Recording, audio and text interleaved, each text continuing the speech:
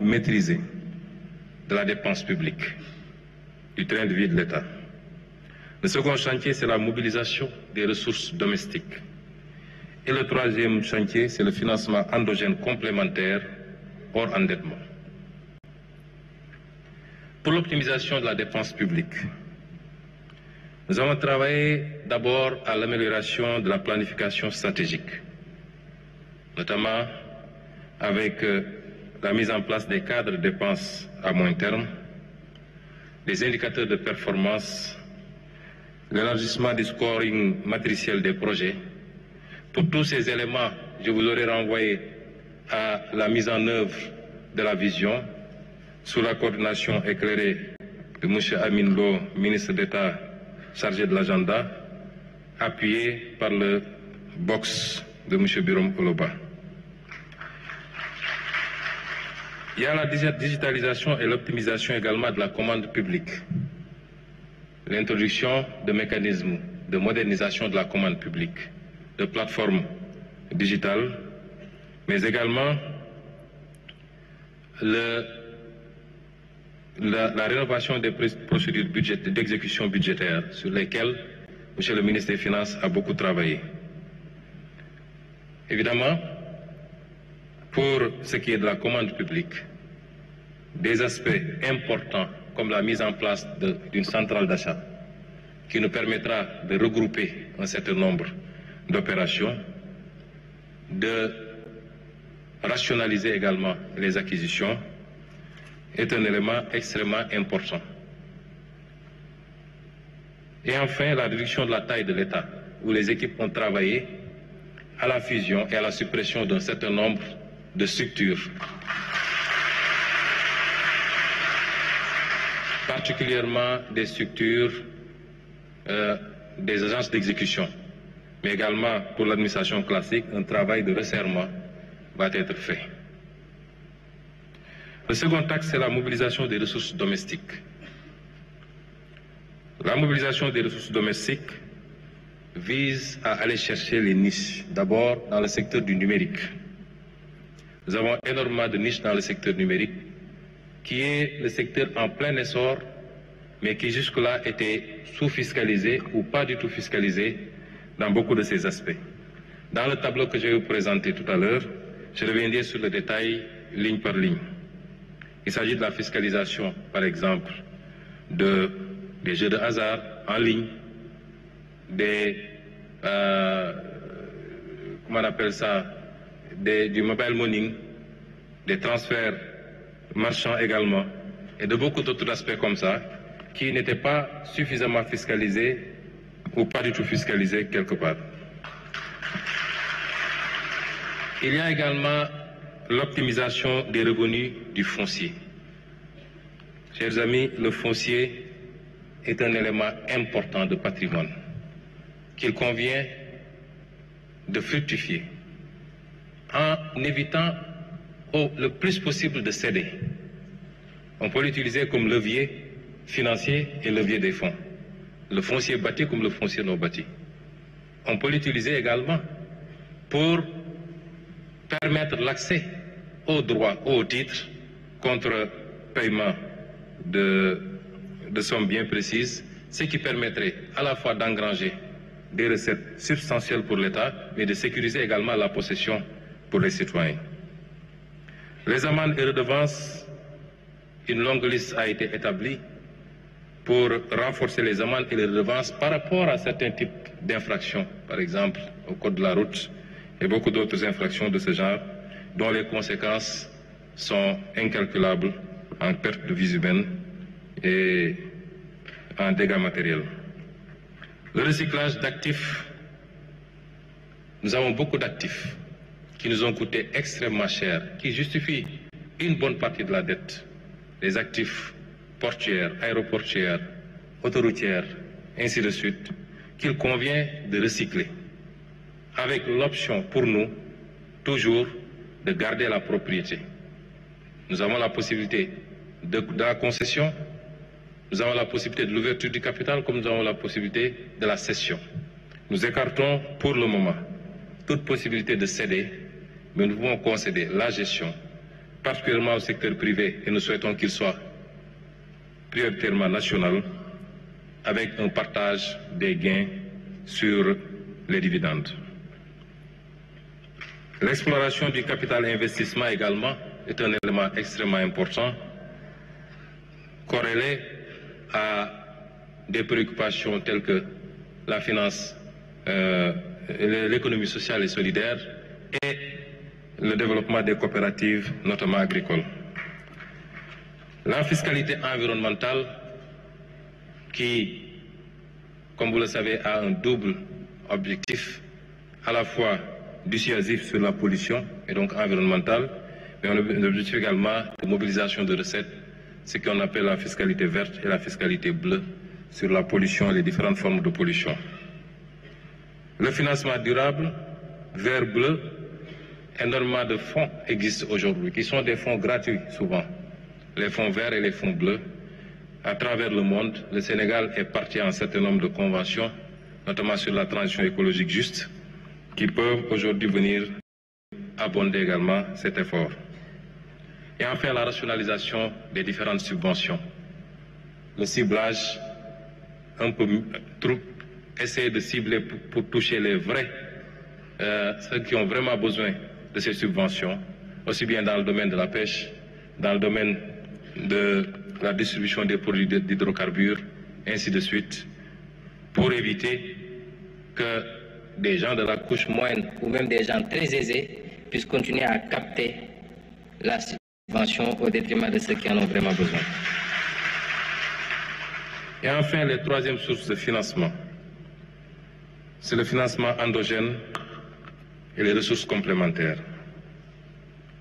Je veux citer ici l'appel public à l'épargne dont nous usons de plus en plus pour mobiliser des ressources sur le marché intérieur en monnaie locale, parce que l'un des problèmes de notre dette aussi, c'est que nous empruntons à monnaie étrangère alors qu'on doit rembourser en monnaie locale.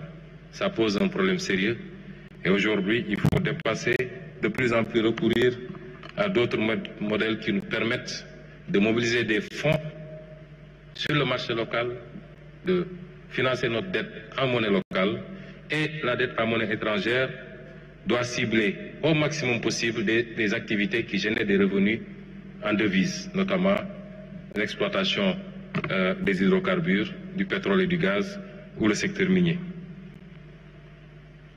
La promotion d'un secteur bancaire national fort, c'est-à-dire un secteur bancaire à capitaux majoritairement publics.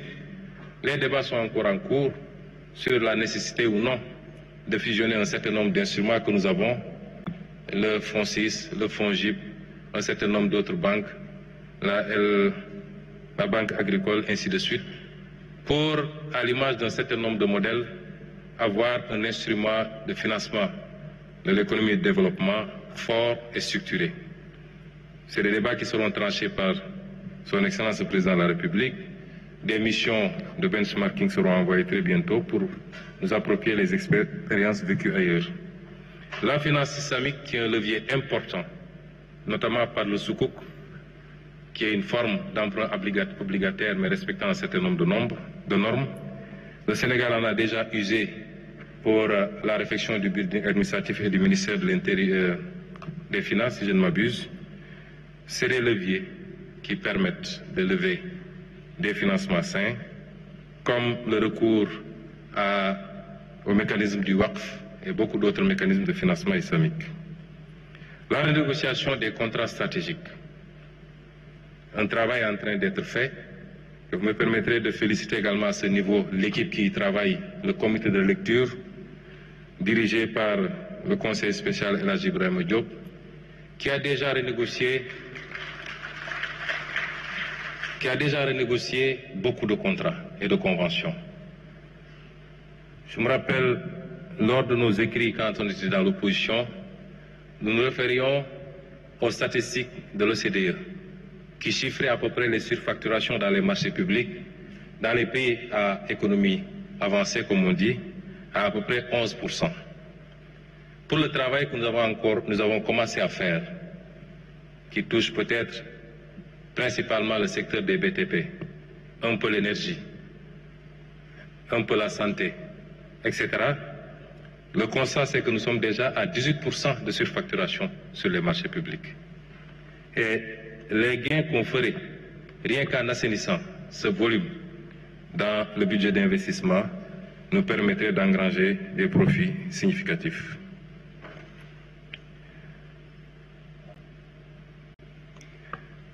Je vous déroulerai tout à l'heure un tableau sur le détail des lignes de ressources,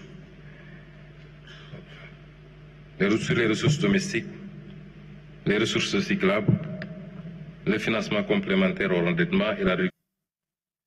Pour les économies sur la réduction de la taille de l'État, nous attendons 50 milliards pour le moment. J'y reviendrai parce que nous avons un tableau assez long d'une cinquantaine de mesures qui sont encore en cours d'évaluation.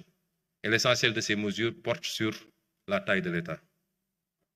Et enfin, sur le financement endogène complémentaire hors endettement, nous attendons 1352 milliards. Le tout nous permet de nous projeter sur 4605 milliards pour le moment, en attendant les autres mesures à évaluer, qui sont des mesures très importantes et qui, selon mes estimations, nous permettront d'ajouter peut-être 2000 à 2600 milliards à ce tableau. Et l'injection de ces ressources doit générer à peu près 1062 milliards de recettes fiscales, ce qui sera réparti sur les 3 années. La première année, 274 milliards, la deuxième, 444 milliards et la troisième année, 344 milliards. Ce qui nous donne un total de ressources projetées de 5667 milliards provisoirement.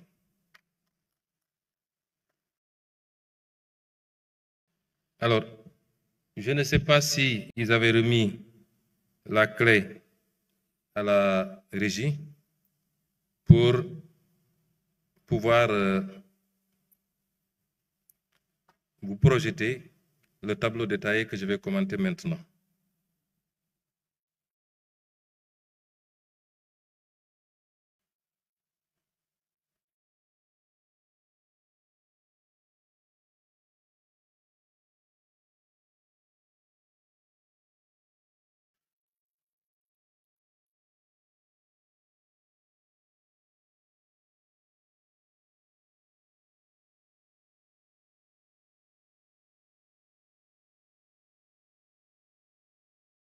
Les différentes rubriques. La synthèse des projections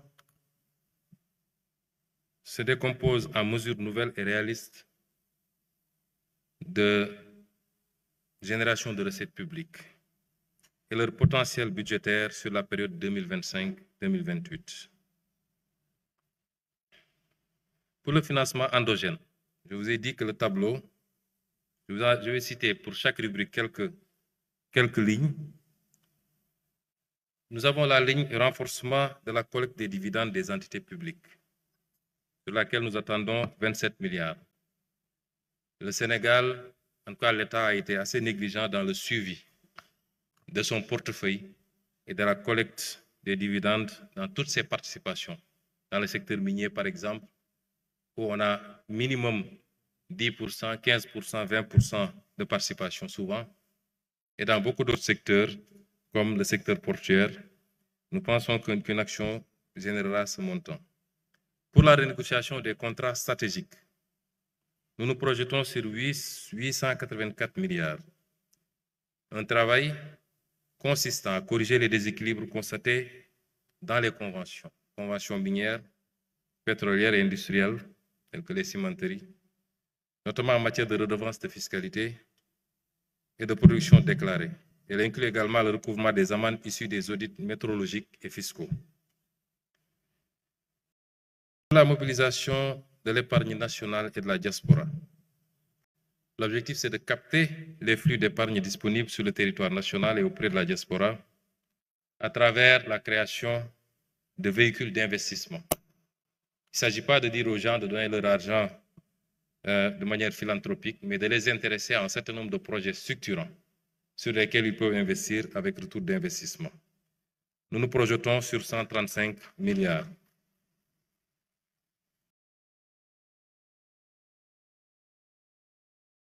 Sur le déploiement des financements participatifs et solidaires,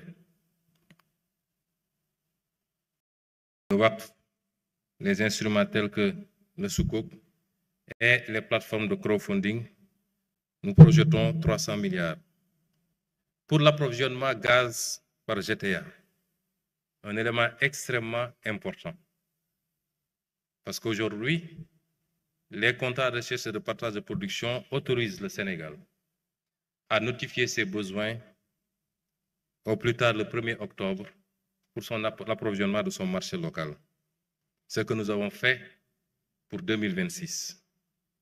Les gains sont de 177 milliards ou de 143 milliards selon, sur 2026 seulement, selon l'application au nom de la pénalité de 25% prévue et que